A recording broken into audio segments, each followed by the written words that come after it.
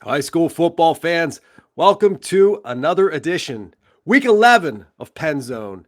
This is sports editor Austin Hertzog alongside high school football expert, trending news guru, Brian Linder.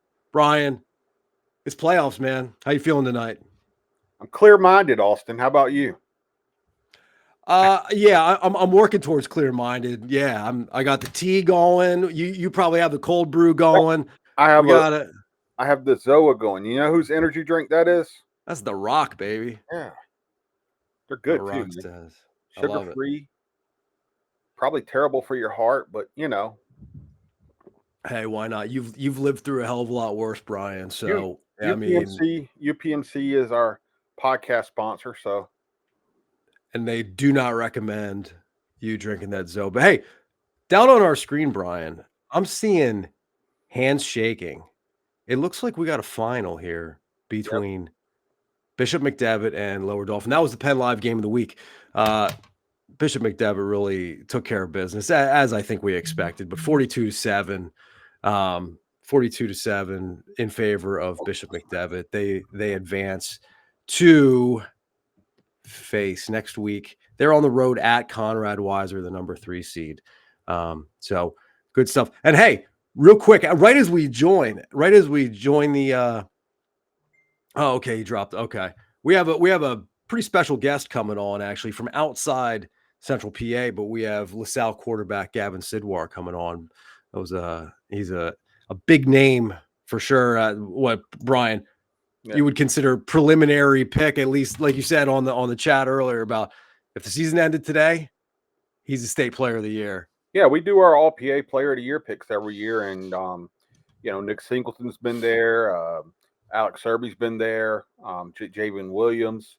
It's a pretty good list. Makai Flowers, who's at Penn State. And I was just talking with Dan Sostek and even in our group text and said, if at the end of the day, Gavin, he might be the front runner for our all PA player of the year pick. So he'll be on. For those who don't know, LaSalle quarterback 10-0. They've already defeated St. Joe's Prep. They put a hurting on Harrisburg in week 1. This is really the team that has in 6A and really across all of the state has really gained a lot of attention, and Gavin being the signal caller from LaSalle there. Beat Bonner Prendy, beat Malvern, really good resume, and he's put up good numbers. Was a Rutgers commit, so we'll have him on here shortly. I will say we just got through with that Bishop McDevitt game. Bishop McDevitt 42-7 over Lower Dolphin.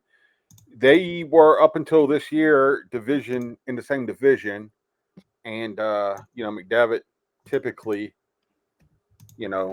had their way with them. And they do again tonight. Now I will say, and we've had them on here. It's been a Lower Dolphins rebuilt that program. Coach Josh Borelli has rebuilt that program and has some good things going there.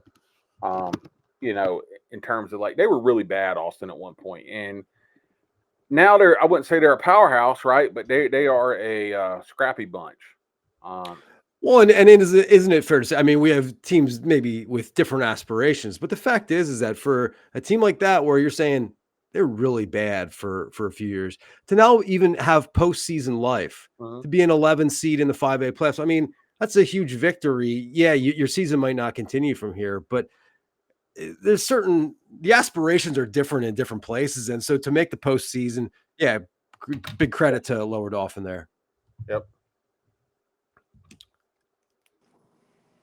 Gavin Sidwar, are you with us, man? Yeah, I'm here. Can you see me? We cannot. You guys blacked out, man. You're giving us it's suspenseful. I feel like it's like my camera says it's on. How do I flip it?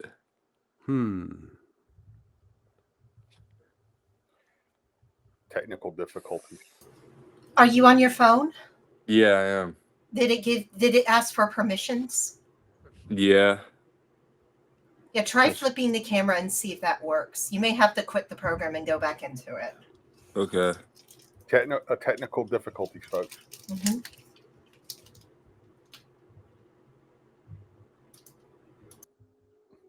Back to the games as we wait. Back to the game. Yeah, Cumberland Valley. we're there with, yep. Funny thing about this, Cumberland Valley's playing Governor Mifflin and Dan Sosnick's out there, and I know the first 30 plays Governor Mifflin ran were all runs. So apparently the news of the forward pass has not yet reached. Shillington is what you're looking for there. Yeah. They're a team that has historically certainly been a run heavy team, so not a huge shock there. Gavin, we can't see you, but I say we roll with it, Austin. I'm with it, Brian. So anyway, Okay. no, that's okay. Gavin, we're happy you're the to young have you. You're the young guy, Mhm. though. You're supposed to have all the technology It's figured not- out, man. It says my camera's on, but it's not showing. It says device unexpectedly stopped every time I turn it on. So I don't know what to do. You might need a phone upgrade. Brian, I don't I- know about that, man. Hey, Gavin, one of the reasons I wanted to have you on here, man, is I remember, I think 2 years ago, Mhm. Bishop McDevitt came down to you guys' place, Mhm. and I think you played parts of that game, Mhm. but they whipped up on you guys, right? And now you fast Yeah. forward to a couple years later, and you guys have kind of put this together, right? I mean, Mhm. you're undefeated. What's it been like for this program, this LaSalle College program, to build up to where you guys are, 10-0 right now, and I think the number one team in the state of Pennsylvania. Yeah, so 2 years ago, I'm not gonna lie, McDevitt whooped us. They came down here, they whooped us, mercy ruled us. But the coaching change this year, I think, is really that's what I give it credit to. The coaching change to start. Coach Gordon, the whole staff, they came in the first day, the first meeting we had, team meeting. He said, "I'm gonna change this culture. We're gonna work hard. We're gonna outwork everyone, and we're not going to take a backseat to anybody," and that's really what he stressed. He doesn't care who we're playing. We're going to go out there and play hard. Dominate is our word. Go out there, dominate, and execute. And just the players, everybody on the team bought in. From the day he got there in the weight room to the off-season workouts, we were at school every single day, the whole summer, most of the winter, just working. So I think it's credit to the work. The work all off-season is what put us in our position we are in now. We're 10-0, but we know why, and it wasn't by mistake. That's what he stresses to us all the time. We didn't just get here by accident. So I think it's credit to Coach Gordon and the whole staff for just putting us through the work that we went through, and that's where it got us at 10-0. I feel like you guys have always had talent, Mhm. even that team that McDevitt whipped up on. Because I remember that vividly because I watched it. We actually sent a guy down to cover it. Mhm. I feel like you guys have always had the talent. How rewarding is it now to be at this point where you guys really have a real claim? And we're going to find out over the next couple of weeks, of course, Mhm. if you can take it all the way. But you guys have a real claim to be the best team in the state. How rewarding has this been? Yeah, feels great because we know all the work we put in didn't just go to waste. We did it for a reason, and that's where we're at now. But the coaches came in and they just stressed, they used the word potential, that we have all this potential. Everyone's talking about the players we have, Joey O'Brien, JP, all the receivers we have, Jules McFadden, but we haven't done anything with it. So the whole word was not live up to our potential, but play to our standard. We have a standard and we got to play to it. And if we play to our standard, we feel like we're the best team in the state, no matter who we're playing, no matter where we're playing. It could be wherever. We're just gonna go out there and play to our standard, and just go execute. And that's when we'll see where it gets us. That's our goal each week. Yeah, Austin, I'll tell you, on our preseason All PA team, we had Julian McFadden on there. He's a Syracuse commit. I Mhm. believe he still is, right, Gavin? Yeah, he is. And I thought he was awesome. But I really got a good look at Joey O'Brien this year. And if there's one player Mhm. I like on your team, maybe better than you, Gavin, Joey. that kid's a freak Yeah. of athlete, man. I mean, tell us Mhm. about that guy. He looks special, Austin. Yeah, he's the best player on our team, I say.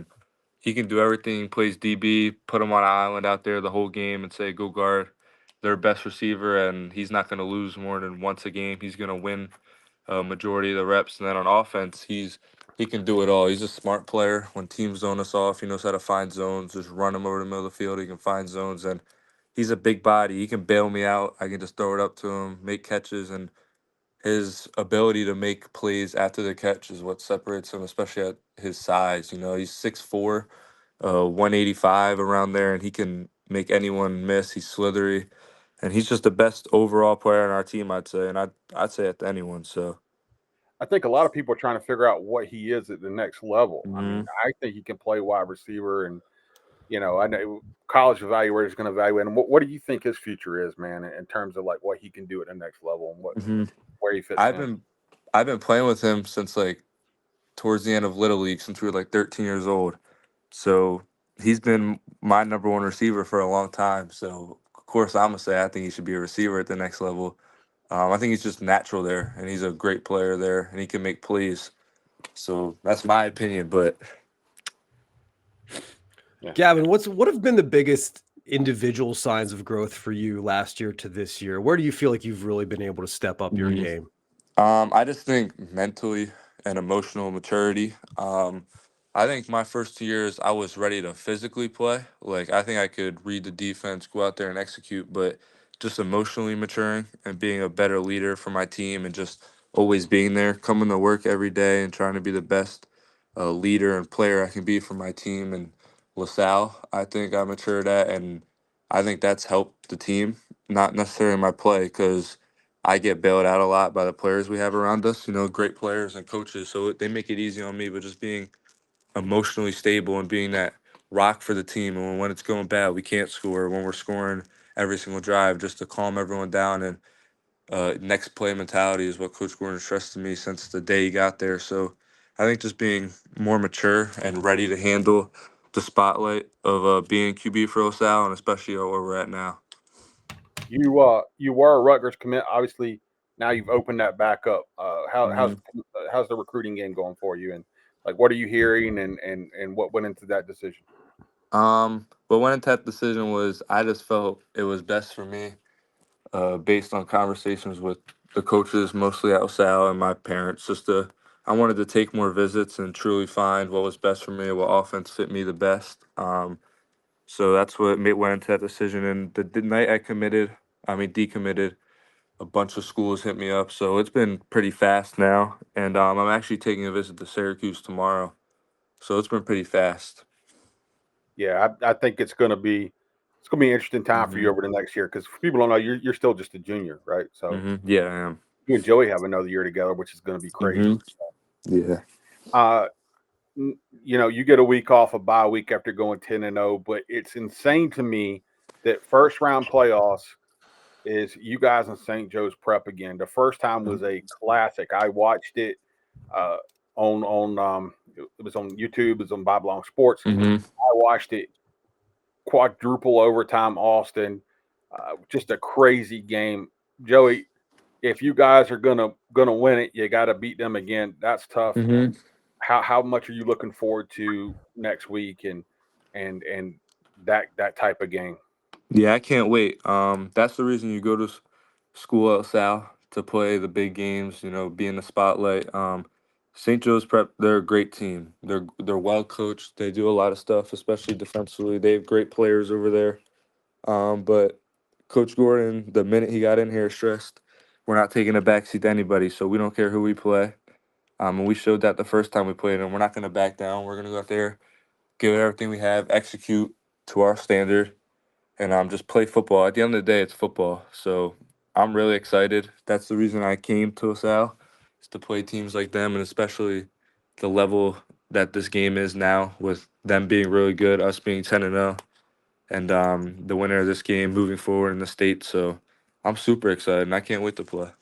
Yeah, Austin, I heard that game was tickets were selling quick, man. I think Yeah. that was gonna be packed. So Yeah. I am already efforting getting coverage on that game because I don't want to miss the I guess what probably people are feeling like is the real state final. So Mhm. I don't want to miss that one. So we're Penn Live will be covering that one because Gavin, that one is worth the Mhm. price of admission to be sure. So yeah, Mhm. man, we're really looking forward to that. Mhm. That's gonna be a big game, and we get Jules back for that game, so that will help us offensively. But it's gonna be a big game. yep, no doubt. So well, look, Gavin, I've been watching a lot of your film. We Mhm. appreciate you stopping in. Austin, you got anything else for Mhm. my guy, Gavin?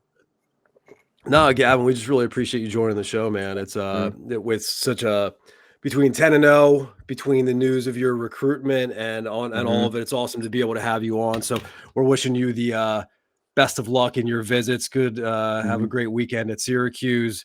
Good luck digesting all of it and finding that right match for you. So exciting times in store for you, man. We really appreciate it. Gavin, Thank you. Gavin, Thank you guys for having me. Yeah, Gavin, I'll tell you too, man. I may be in touch with you again. We were just talking. We do an All PA Player of the Year. We've done it for this will be the 9th year, I believe. Nick Singleton, guys like that have made this like our Mr. Football.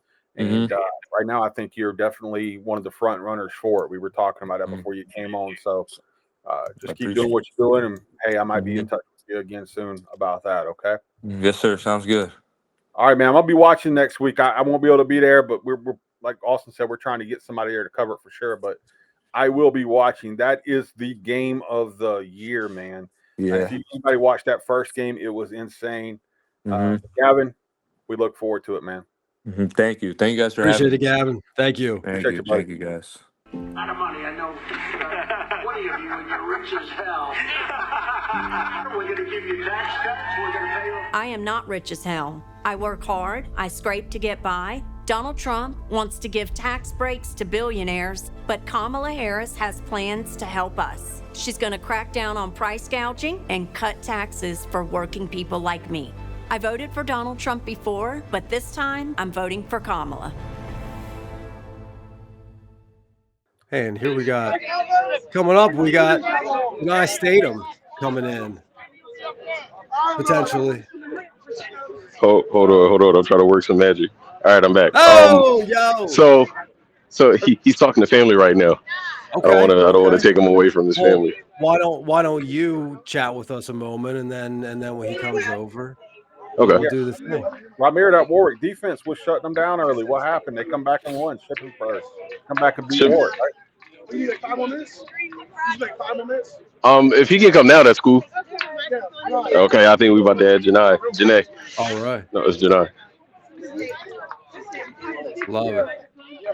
We're coming live. We are. Ramir was at Shippensburg versus Warwick, and Yes, but last time I was struggling. Denai, what's up, man? What's up? Well, I was following along, and it looked like that Warwick defense was tough pretty much all game, but you guys were able to kind of come back and get it. 14-10 was the final? 2010. 2010. Okay, you guys put another one on the board. So you guys got some things going, man, and knocking off Warwick. How did you guys get it rolling finally against them and kind of break through that defense and get some stuff going? Oh, I mean, we just stacked to one side and just kept on running hard and good blocks and kept going with it. Shippensburg football, man, you guys are always sort of in this position. You obviously had a tough one last week with Mechanicsburg, and coming off of that, how did you guys pick yourself up and get ready to come back out here and get going in the postseason? We just practiced hard through the week. We forgot that game because we know that it didn't matter. We come in the playoffs and we have to play hard. So that's what we did today. What were some of the things that you guys keyed on that you felt like you needed to improve on entering this week that you really wanted to make a focus entering to this game? Just do what we do, run the ball hard and hard blocks, and we can do what we did today.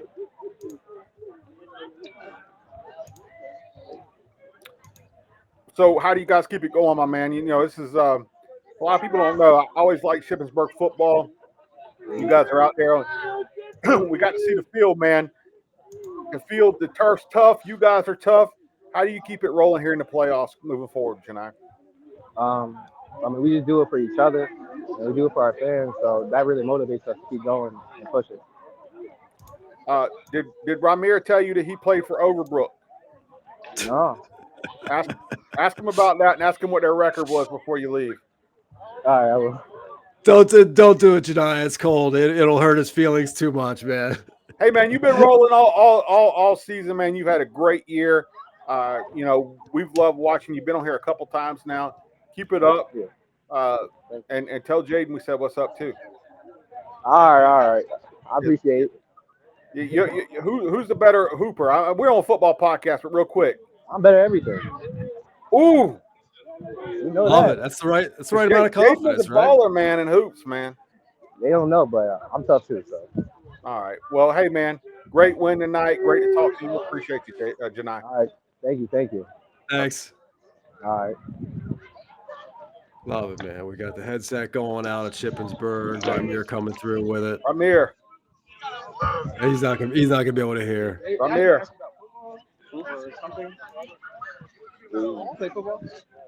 Temple talk. He asked him. He started to ask him, Brian. Temple taught him about football. That's I set hilarious. him up for that. Hey, Ramir. Whose idea was it to expose me like that? You think it was mine? There is only one person that would have been. All I want to know is what kind of camera work did Temple put you on, man?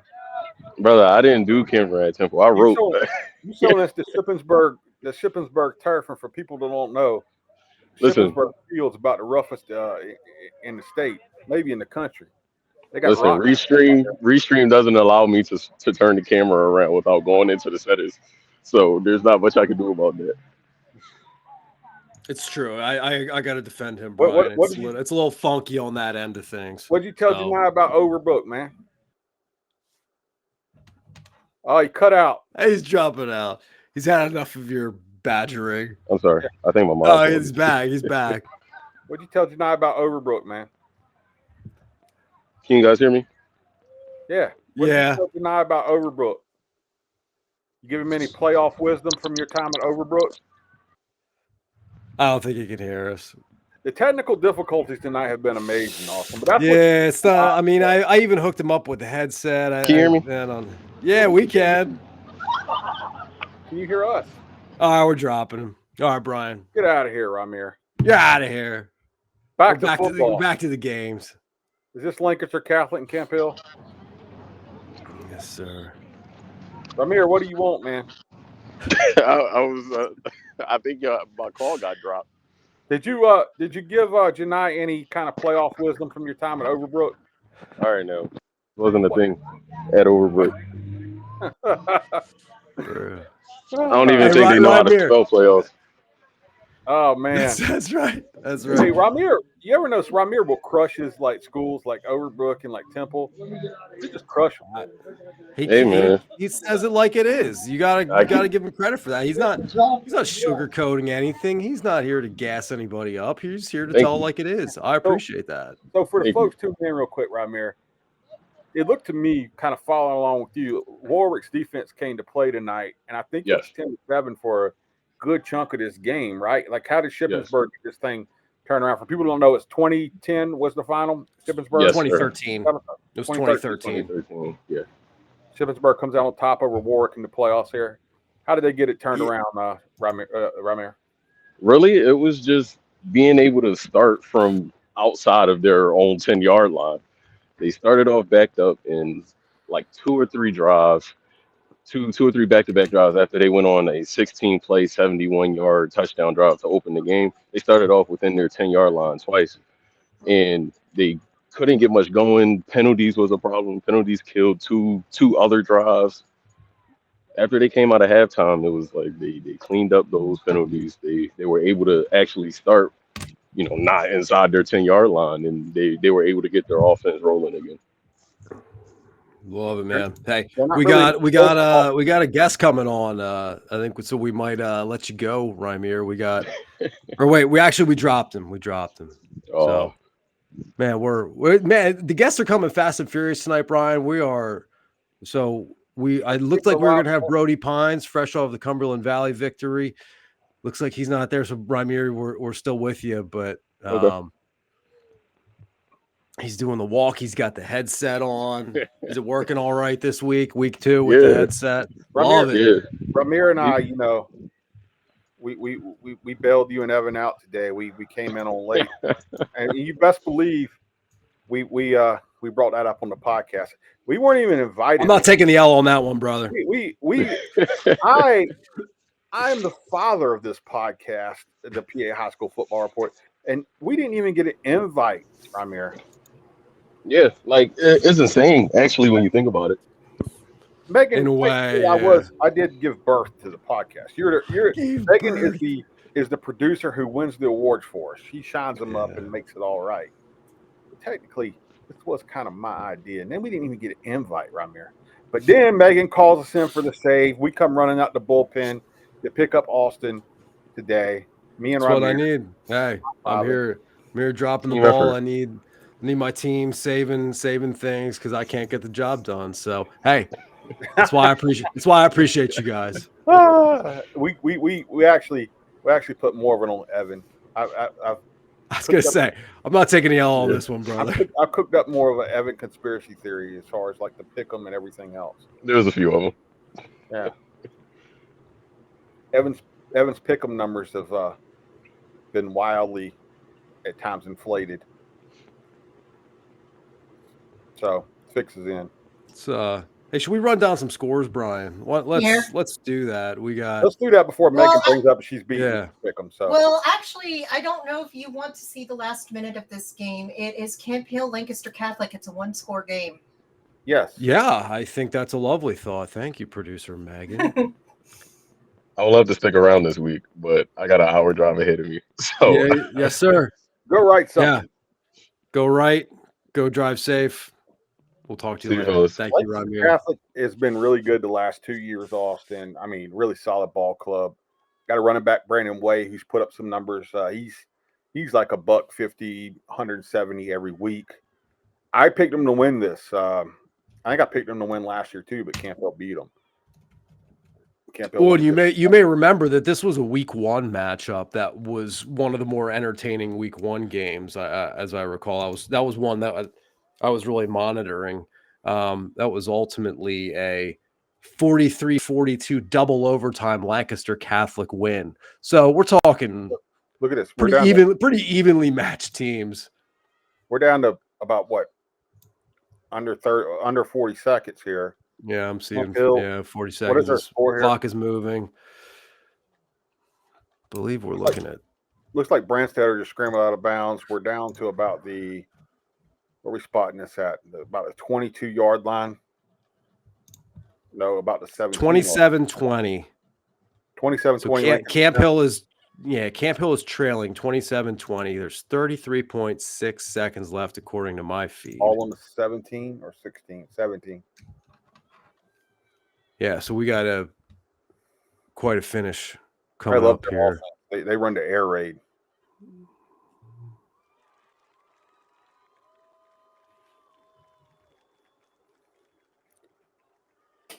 So that appears to have been fourth down, Brian. Yep. And I don't know. I don't think they picked it up. No, it was incomplete. Oh, sorry. Yeah, it was pass over here. It was not. Oh, down. there I see it. Yep, I see it. So now. that's their District 3 champions from last year. Really returning a lot of the offensive weapons they had last year. They lost Kobe Mort running back, but so they're gonna lose here to Lancaster Catholic. So tough one for Camp Hill. The thing about Camp Hill is again, they have some guys. Drew Branstetter's really a quarterback, Noah Doy and those guys, but they're not very deep, and they've had some injuries this year. So there's your scoreboard, Austin. Steel High roughing up. Upper Dolphin. The ones in yellow are the games still in progress. Okay. She's good, folks. Hey, with Lancaster Catholic projecting to be the victors over there in that 2A semifinal, they will meet Steel High, who was a winner over Upper Dolphin earlier tonight. We had Eric Epler at that game. That final was 34-14. Yeah, look, Steel High moving up to 2A lost so many of their seniors, which was won 3 state championships that senior class, and having a great, they got 1 loss on the year, I believe, right? Having another good run, man. They found some young kids and they're stepping up. That was a solid Upper Dolphin team. Caleb Snyder, I think, was leading the Mid-Penn in rushing, and Steel High gets the win there. Yeah, and one I think you got to really 8-2 coming into tonight, so they'll move to 9-2. The way that you guys were talking after after them coming off the state championship, really not knowing what they were going to be this year. For them to be 9-2 into another district final, big time performance from them to maintain that winning culture as the Rollers have done. They lost still the state's all-time passing yardage leader in Alex Irby. They lost a receiver who had 110 catches last year. Perry is at they've lost a lot of guys that are in college now. And it was a special senior class for them. And I really didn't think they were going to be very good this year, especially when we went up to 2A, but here they are. So credit to Coach Andrew Irby. Indeed. Elsewhere, as the game that we started on, Bishop McDevitt 42-7 over Lower Dauphin. That Lancaster Catholic Camp Hill game is now a final, 27-20 Crusaders. Also, we had Cumberland Valley 44, Governor Mifflin 12. That is a final. East Pennsboro is still moving along here. They're comfortably leading. I have them. Is that possible? They're leading 42-13 with 2:14 to go. East Pennsboro is. Wow, Emmaus. I'm looking at the 6A statewide kind of look. Mm-hmm. Emmaus beating Nazareth. Peyton Falzoni, the Virginia Tech committed quarterback for Nazareth, 35-0. Emmaus beats them. Seems like Emmaus always has a pretty solid team. Good people live in that district, Brian. Spring Ford's out of there, man. Tough year for them, losing Matt Zollers 49-7. Central Buck South knocks them off. Coatesville's losing last we saw to Downtown West. Looks like Parkland was going to knock off Liberty, also in District 11. So that's a pretty good result there. Ooh, Downingtown West leading Coatesville 28-21. Yeah. That's your big 33 coach, Matt Ortega, who I had a great relationship, great talk with the other day. And I wanted to get a story out here before his playoff game, and now I didn't. So it's probably my fault. We can still do it after the season, but probably my fault. Yeah, that's okay. Houston's rolling along. 126 left in that one. My good buddy Nate Heckenberger is out there reporting on that one. Nate Heckenberger, top guy. Easton 35-7 over Stroudsburg right now. So the boys over Cathedral Prep 45-35 in the fourth. That's a fun one. Yeah. 45-35. All right. Let's see. Well, actually, would that be over Cathedral Prep? Would that be a big surprise? The Cathedral's been pretty good, I think, this year. Again. That's what I'm saying. They're always pretty good. So right. That's what I'm saying. I'm like, is that actually really notable? Bethel Park 42-7 over Greater Latrobe. Pretty sure Latrobe. Cathedral Prep was 7-3 coming in. So pretty sure Latrobe lost Alex Tash earlier in the year to Penn State commit. So Aliquippa, folks, 4A 34-14 over Trinity was the last score we had there. No surprise there. The Quips look like they're marching on. Jersey Shore 48-7 over Sealands Grove. I think that was a big surprise.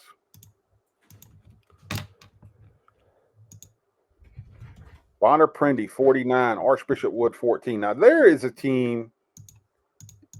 When I got to Pennsylvania 8 years ago, Archbishop Wood was really good. They won. In fact, they beat Harrisburg for a state title one year. They had Mark Webb and those guys, but you haven't heard a lot from Archbishop Wood the last 4, 5, 6 years, man. They've kind of fallen off.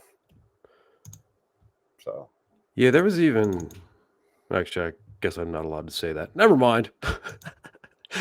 3A statewide. Northwestern Lehigh 33, SoCon Valley 12 was the last score we had there. Northwestern Lehigh, again, they got Eli Zimmerman, not the biggest dude, but he's one of the better players in the state. They've had a really good year. Notre Dame, Green Pond 20, or Schuylkill 17. Notre Dame has the only 3,000-plus yard passer in the state at the moment, and Matt Bodner. He's really put up some big numbers. So good one there. In Cambria, 33. The Central Dragons 0. That's an interesting one.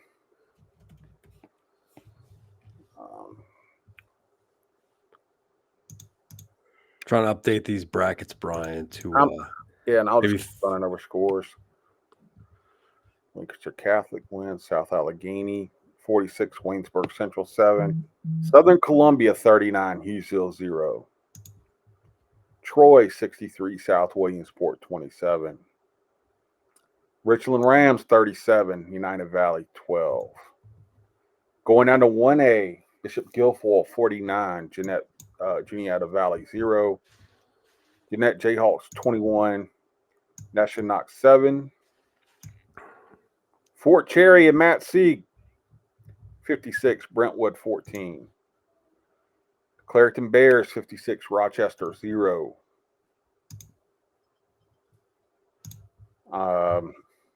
Bishop Canevin 56. Bishop Canevin 56. Bentworth 0. Red Bank Valley 42. Cameron County 6. So I don't know if there's been a ton of surprises in this first night of the postseason. Nothing's really popping up on my radar as a huge surprise. So yeah, that's my sense as well. Truly, I think at this stage of the postseason, we see it year after year that the contenders separate themselves in this moment, and so I don't see it as too much of a surprise. So often that first round is mostly chalk. Yep. No real suspense for the Mid-Penn teams. East Pennsboro, got to give it up to those guys. John Denniston, they hired him a couple years ago to coach them. Comes in here, and if you've ever been over to East Pennsboro and you've been in that community, it's really kind of like a small cutout there, and keeps having competitive teams. Evan Wheaton, I was running through all of my conspiracy theories about you, and how you've had it out for me here lately, but I've done nothing wrong. I've done nothing wrong to you. You were on the road. Clerical error on Mr. Eric Epler's part, my friend. I'm the victim, and I've been saying this for weeks. Well, look, I'm never gonna, just quit on a good kid. So, well, I'm glad I've upgraded from snake in the grass to good kid. So where always been a good kid. Where are you? Tell us about your game tonight. Yeah, so I was out here at Rocco Hortensio Stadium for Bishop McDevitt versus Lower Dauphin, and yeah, it was pretty lopsided. Believe it was 12 first downs for McDevitt in the first half to 2 for Lower Dauphin, 1 coming on a penalty. These are two teams that are very familiar with each other. With McDevitt being back in the Keystone before moving up to the Commonwealth. But it was one of those nights where there was a lot more than just the game. Obviously, in the news, Rocco Hortensio had passed away this past Saturday, age of 91. Big benefactor for making this campus and making this stadium. And McDevitt did a lot of stuff tonight to honor him, not just through their play on the field, but Stone Saunders, QB, was he was the one to hold a number 72 jersey as they ran out of the onto the field. Rocco Hortensio, class of 1950, obviously wore number 72 when he played for McDevitt. They all had special stickers on the backs of their helmets. And kind of a heavier, somber note for them. It was a big loss for the McDevitt community. Speaking with Coach Wechter after the game, he said, look, after a really tough loss at State College and a long drive back, the next day you find out that this pivotal person in the community has passed. It's just been such a hard week for those guys. So they kind of don't want to say took it out on Lower Dauphin, but they they one-handedly and did so with a lot of motivation to play for that guy. You know, I'll say this real quick on Rocco Hortenzio. You know, when I first moved here, I was here a couple months and I got sick. And when I kind of figured out he was a big deal, is I already knew McDevitt's field was named after him and all that stuff. But you go right across from PennLive's offices, guys, to Pinnacle West Shore, and you look to your left there, that big new building over there, that is the Hortenzio Cancer Center at Pinnacle. And, you know, when I saw his name on the side of the building and I actually had to go in there for treatment, major guy in the community. And like you said, big booster for football and high school football in the area as well. So was a terrible loss for the state, for our community. But back to McDevitt. I mean, Lower Dolphin's been in their division. We kind of talked about this some today earlier on the podcast, Evan, is like, can they go and win that District 3 5A title? I mean, looking at them tonight, looking at the fact they put up 55 against State College last week, and what are we thinking right now? We've seen the bracket today. We looked at it. Yeah, it doesn't get too much easier. You know, McDevitt, usually they get that first round bye, right? You know, falling to the 6th seed, it's kind of wonky right now. Now they have unbeaten Conrad Weiser on the road next in the quarterfinals. But you know, they were able to hang with 6A Harrisburg, hang with 6A State College. Like, those were close games, one of them in overtime. But today, a very windy, gusty evening here. Coach Wechter said that the only place windier than Rocco Hortenzio Stadium in Pennsylvania is Bloomsburg. So, needless to say, it was a lot of ground and pound tonight. I got some stats for you guys if you're into stats. Yeah, go ahead. Love stats. Nazir Jones-Davis rushed 13 times for 147 yards and 2 touchdowns. Maurice Barnes had 12 carries for 83 yards and a touchdown. He also had one reception that was pretty impressive. It was 4th and 3 in the red zone, and he hauled in a 5-yard pass, I believe it was, to convert, and then they ended up scoring a touchdown. So it was kind of a crucial play right there to go from what would have been a field goal or nothing at all, really, to a touchdown. And then big game for Jerome LaRue Jr. Dan Sostek wrote about him kind of earlier in the season. He had a lot of touches tonight. He rushed 11 times for 57 yards, and then he had a late touchdown. And Coach Wechter said that he's really come along and, quote, watch out. So he'll be one to watch. And obviously not a big night through the air for either team with how windy it was. But, looking at Stone Saunders, obviously he's, in the conversation of state records and this and that, and now holds that all-time passing touchdown mark. Tonight he threw 11 for 14 for 107 yards, 2 touchdowns. So he is 957 passing yards away from surpassing Steel High alum Alex Irby's all-time mark of 13,562. When's the last time Stone threw for only 107 yards? Ever? I don't know. He went from his second most ever in his career last week to right 7. And I think a lot of that was, I really don't think they care too much about these they're chasing a straight title right now. Like, they're going ground and pound, keep guys healthy, let LaRue Jr. cook. I mean, let all three. It's like a 3-headed dragon with that backfield behind that O-line. So, this was especially, I can't stress enough, I was having a bad hair day, man. The wind was crazy out here. So, not much. Yeah, we were hearing it on a few of the broadcasts. So, yeah, it's not too shocking. And it's truly just when you have a star player like that, use these opportunities to get right, to get everybody right. You know what you're going to get from the state record holder. Get these other guys touches, get them feeling good, get them feeling their opportunity. So I think that's absolutely right. It was a really good game for Jerome LaRue Jr. Very good game from him. Seeing him right in the mix, getting, I wouldn't say the lion's share. It was pretty evenly distributed. So, I mean, for him to be right in that mix with Maurice Barnes and Nazir Jones-Davis, we know what those two guys can do. It was a nice little tune-up to see LaRue Jr. kind of coming into his zone here. They both run really hard too, Jones Davis and Barnes. That's what I like about them. I mean, McDevitt got two backs that run really hard, and they got the speed guy, and then they have some really athletic wide receivers. So I still think they can win this district title on 5A this year. So Yeah, it'll be super interesting. Obviously, you look at Mechanicsburg on the other end there, and what they've been able to do this year, obviously in the state rankings. And I'll throw one last number at you if I could find it. Looks like Dom Diaz Ellis is exactly 50 passing yard, or sorry, Dom Diaz Ellis is exactly 50 receiving yards away from hitting 1,000 on the year. So look out for that next week at Conrad Weiser potentially.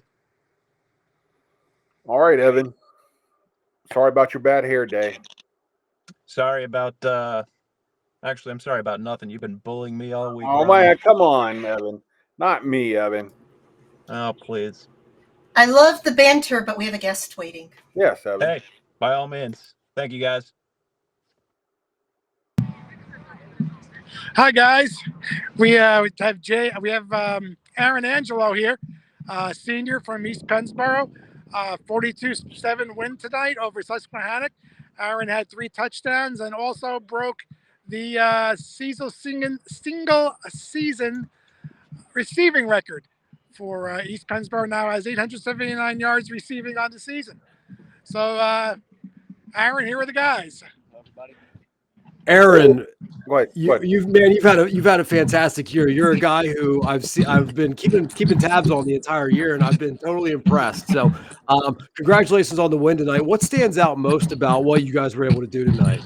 I think we were very physical. I think we were much more physical than them. I mean, you saw our whole line blocking everybody. We were getting at least 4, 5, 6 yards per play on the run and on the pass. So I think we were just very physical tonight. We flew around, defense made plays, and we won. So, Aaron, last year, did you get banged up last year, or what was the story there? yeah, I didn't play at all last year. I played against Lampeter a little bit last year, but yeah, I tore my labrum last year, so I didn't get to play at all. See, I knew that because I remember 2 years ago you were all over the place. Austin, he filled up even more so than this year. He filled up the stats box, and then so you were out last year, and then you come back this year. You have a really good year. What was it like to just get back in the mix? Obviously, they had a great year last year. How tough was that watching that, and how rewarding was it to be able to get back and help these guys get going again like you guys got going? Yeah, I knew last year we'd be losing a lot of guys, so I knew as soon as I got back out here, I promised my coaches and my teammates I'd come back out here and give it all I have for my one last season. So, and they helped me. They motivated me. They pushed me every single day from November till now to get to where I am right now. So I'm very grateful for them. What is it about East Pennsboro and that program, Aaron? Like, no knock against anybody, but you guys probably don't have the highest ranked football athletes and stuff like that. But you're competitive every year. Like last year, we were really good. This year, you guys are back in it. How are you guys able to find so much success? And how are you guys able to kind of put it together as a program like you do? We have a great weight room. The offseason, everybody's in there. Everybody wakes up early. Everybody gets every single workout we do.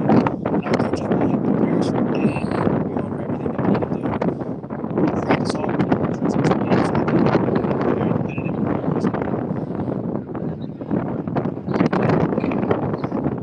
Aaron, we're getting a bunch of feedback, so we'll let you go. But hey, we really appreciate you coming on. Continued success. Actually, real quick, it's cooled down a little bit there. How satisfying? How special is it to get that single season record? It's special. It's something that I never thought I could do, honestly. But now that I did it, I'm wow. When did it come on your radar? When did you even know it was a thing? I would say week 6. They were like, okay, 300 something yards from breaking it. So I was like, oh, okay. That was fine. I just kept playing football. I didn't really care about the record. I just wanted to help my team win. So. Yeah, no, absolutely. But it's one of those things where it lets you know that you've done something right this year. You're still just a junior, right? You're a junior, Aaron? I'm a senior. Senior? Okay, you're a senior. I remember, weren't you on that Little League team that you guys had a couple years ago? It was really good? Yeah, I was. Yeah, man, time flies, Austin. I remember this guy from being on that Little League team. I came over and covered you guys some.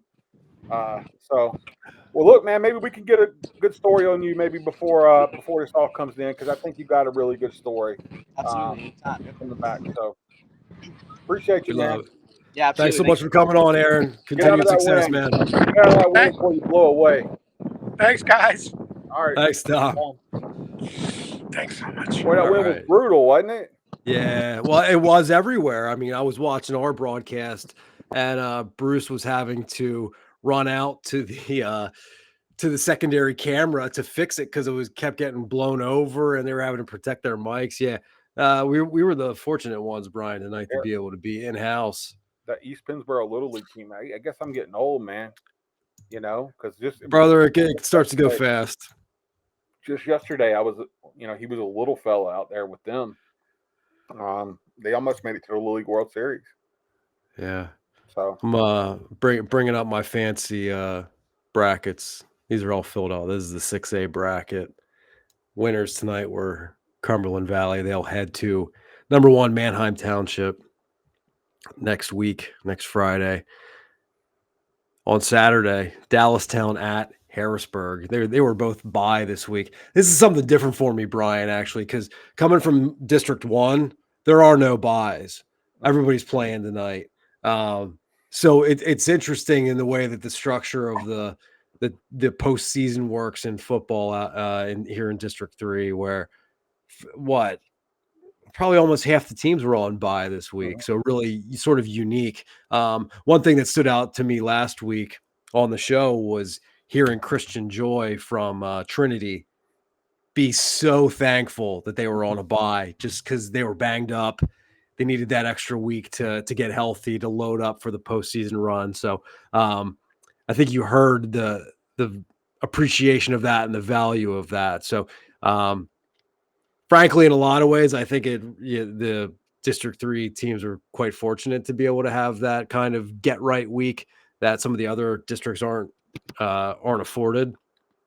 So also we have Cedar Crest was a winner over Hempfield, 49-29. They will head to Wilson next week. And other byes were Central Dauphin East, who had the great start to their season this year. They earned the number 6 seed, and they will head to Central York next week. That'll be a good game. We'll see. I think Wilson's probably going to take out Cedar Crest. Harrisburg, Dallastown is going to be really good. Manheim Township and Cumberland Valley is always a really good game. Always, whenever they play. Yeah, we just queued up the 5A, so I'm bringing on the 4A here. Elko was a winner over Octorara. They'll head to Lampeter Strasburg. Twin Valley at Susquehanna Township. That's an interesting one, I think. I'm really looking forward to that one next week. Susquehanna Town. Twin Valley was really one of those teams to watch. That it's been an interesting 4A bracket, and the way it was interesting to watch the race all season. Twin Valley then took a whooping by Lampeter Strasburg, the number 1, and then it kind of, I guess, from my standpoint, sort of softened the level of expectation on Twin Valley, but they've been on the rise the last few years.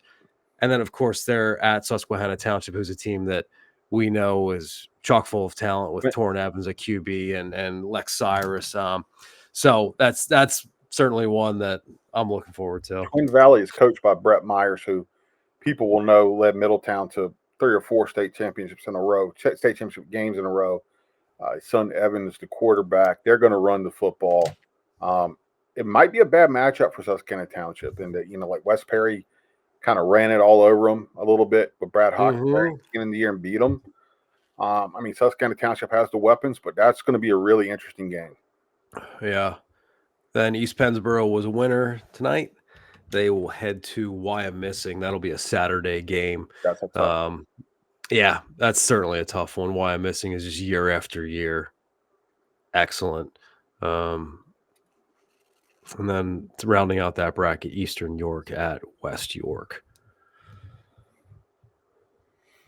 Both of those teams having really good years too. East York and West York. Isaac Roberts at West York, Quinn Bramble at East York. I think Bud Kyle's coaching. I think at East York, or he's a Harrisburg native, I believe. Kind of turned that program around. But Quinn Bramble, their quarterback's had a really good year. Isaac Roberts has had a really good year at West York. You don't really talk about those two programs. Those two programs really haven't been very good in the past. So that's a good, good for them to get there. I pulled up the 5A bracket again. I'm going to you want to read that one off, Brian? I'm going to tweak around the 3A to cue that up. My eyes are failing me, Austin. Went home. Oh, my apologies. Here we go. I got it. So in 5A, we have New Oxford is the 1 seed. I don't know who won out of Exeter and Southwestern. Did we get that? Exeter won handily. They were I want to say 48-7. It was not. Jaden Zandier. How do you say that? Their running back's really good. New Oxford's having its best year since I've been up here. So that'll be a fun matchup next week. The 4 seed, Conestoga Valley. They got an athlete, Jaden Johnson, who's really good. They will host Shippensburg, the 5 seed, who won tonight over Warwick. Mechanicsburg, the 2 seed, undefeated, rolled through the season. Eli Ryder at quarterback, Josh Smith at wide receiver. They'll get Calico. Calico is always good, Austin. They're always a really solid ball club. That is not an easy matchup for Mechanicsburg. That is not a given. I think they'll win it. But no, not at all. I mean, gosh, Calico was district champion last year, coached by Brian Stroll, who has been there and really made that one of the real premier programs in that region. So, yeah, that is not – I don't think they're the same team as they were last year, but yeah, I wouldn't be feeling too – knock against Mechanicsburg is that they haven't really played a really, really strong team. They played Shippensburg, which is a pretty solid team, but in terms of a team that can really go and kind of press you some, I don't know if they've played that team yet. Yeah, I don't know if it's one of that team, but maybe. Yeah, I mean, we've had that conversation where it's that we honestly don't know with Mechanicsburg, and that's not their own doing. That's just what the schedule is. Playing in that division, we talked about where we'll get on there to McDevitt, where McDevitt had the experience of moving up to the Commonwealth and then really being battle tested here against the best of the best. And so they've had those great matchups on the schedule and been able to come through it. Or in the case of last weekend at State College, took a loss, but showed themselves well in it, where Mechanicsburg has been taking care of business and I think has not shown any blips, but it's still the level of competition isn't quite the same. So it will be interesting to see as they get deeper into the playoffs, as the competition stiffens, what is their level. So yeah, certainly interesting. Back to obviously people who follow PennLive will know that Isaac Dolman, their running back, his father tragically passed away 3 weeks ago now. They played the last 2 weeks of the regular season without him. Carried him the game ball. We wrote that story after their first win after his dad died. He's a big key for them too. So if they can get him back, and if he's able to go, that'll help them.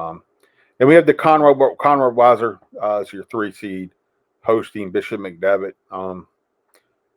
Not a given for McDevitt. McDevitt has showed some hiccups at times this season, some lulls, but had a really good night tonight. I think they put up almost 100 points combined across the last 2 weeks, and one of those teams was 6A State College, who's pretty darn good. Their only loss has been to Harrisburg. So I think it's rolling at the right time. I think they're going to win that game. I think McDevitt's going to win this 5A bracket here. Yeah, I think next week is really interesting in that it's 10-0 Conrad Weiser. It's you don't mistake into 10-0. The last 2 weeks out were narrow victories for them. So I mean, actually their last 3, they beat Warwick 21-7. That's a playoff team. They beat Calico, who we just talked about, 24-21 2 weeks ago, and then they defeated District 1's Unionville 28-27. That's another playoff team. So they're finding a way to get it done here, especially in some partially lower scoring games here late in the year is Conrad Weiser. So yeah, I'm really looking forward to that one too. There's a few matchups in this bracket that there were a lot of people last week hoping that this Mechanicsburg McDevitt matchup could happen, both being into Mid-Penn and just to see if Mechanicsburg can actually match up with McDevitt. So we might get there. Yeah. Some really intriguing matchups there. Yeah, I know the Mid-Penn folks are hoping for that matchup, but no pushovers coming from Calico and Conrad Weiser there. I think I got one more queued up. I think I got the 3A queued up, Brian. There we are. I was able to get that. Berks Catholic a winner over Biglerville. That was 48-7. That sounded about right. Berks Catholic hasn't set the world on fire this year, but that is a pretty prolific program over the years. So no surprise to see them into the district semifinals. Also, Schuylkill Valley, another team out of Berks County. They handled Littlestown, and Schuylkill Valley will be at Trinity. This is a elevated year for Schuylkill Valley. They were they were adjacent to me as I was covering District 1, but so I ran some weekly papers that had me having my eye on Schuylkill Valley, and they were for many years not a playoff caliber team. It was they could beat the bottom feeders, but when it came to the big boys, forget it. So pretty strong rise for them to see them into a district semifinal. Yeah, they've had a nice year. We've had a couple of their team players on that weekly all-star list we do. They've had some guys show up. I think their tight end Luke Spots. I think he's one of them. I'm pretty sure that's who he plays for. But actually, Brian Schuylkill Valley's 8-2, and they've actually won 7 straight.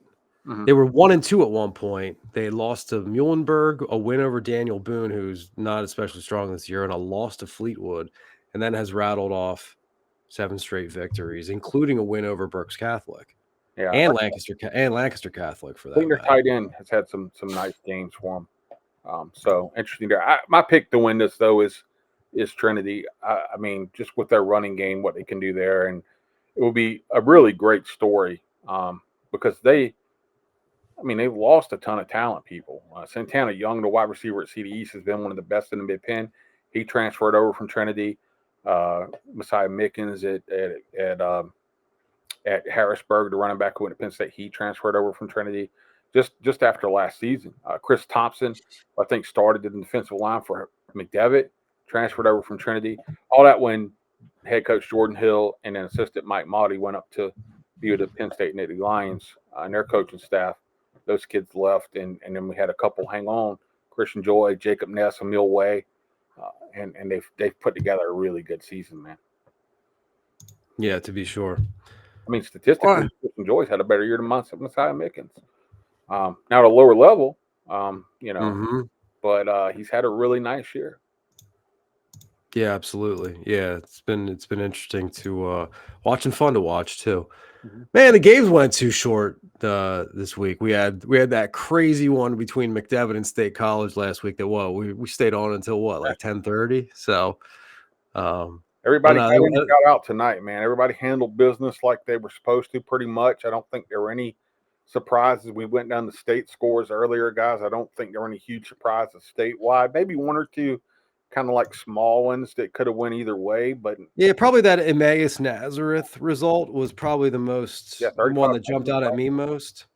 Yeah, you would have thought Nazareth would have put up some points, but I mean, nothing that was like holy cow, wow, in this first week of the postseason, Austin. Yeah, we didn't quite have the fireworks of last week, but hey, that's how, like you say, that's how these teams who have deeper aspirations, they just took care of business and got in, got out. So, hey, why don't we plug what you got? You guys came through with a late breaking pod. Actually, pod, and that's more evergreen, so you'll be able to listen to that if you don't listen to it. Here this weekend, you'll be able to listen to it next week, and it should hold up. Really talk some recruiting, a few other things. On the topic quick of recruiting, we had one of the most interesting recruits in the state of Pennsylvania on the show earlier tonight. If you're with us now, but weren't with us earlier, we had LaSalle quarterback Gavin Sidwar on. Gavin is the architect of a 10-0 LaSalle team that's already defeated Harrisburg, Bonner, St. Joe's Prep in a overtime classic.